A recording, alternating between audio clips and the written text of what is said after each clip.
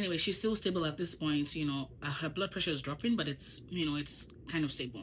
So I'm like, okay, this blood pressure is going to drop. She's going to die. What do we do? So then he's like, get me this, get me that, get me this, get me that. So then he taught me how to repair a cervical laceration.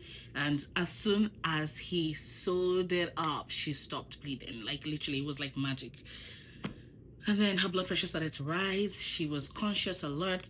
The baby was fine throughout all of this. There was no issues whatsoever. And she was there by herself. Her husband wasn't there. Nobody else was there. So then I call this guy.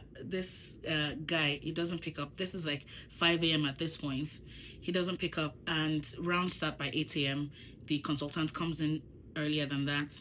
And, obviously you're recording, you're documenting everything, call senior, not on call, blah, blah, blah, blah, blah. Anyway, I did my best.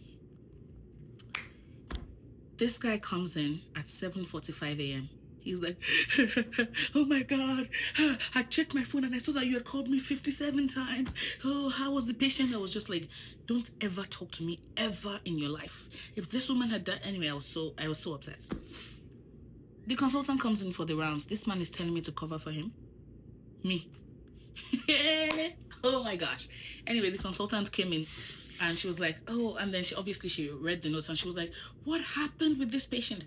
I just started to rap. I called names. Like, I called him at this time, this guy did this, I did this, la la la, la la la, la la.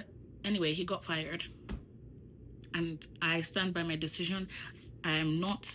I'm very happy I made that decision. I would take that decision again today because people were like, oh, sometimes you need to cover for each other. Sometimes people make mistakes. Not these kind of mistakes, okay? When you have people's lives in your hands, you don't make these kinds of mistakes. I don't know. I don't care. If you say I'm vindictive, that's fine. But, yeah, that was so traumatizing. Like, it took me weeks to be able to talk about it. Yeah. But anyway, I learned how to repair a cervical laceration from that experience. And I decided I would never be an obstetrician.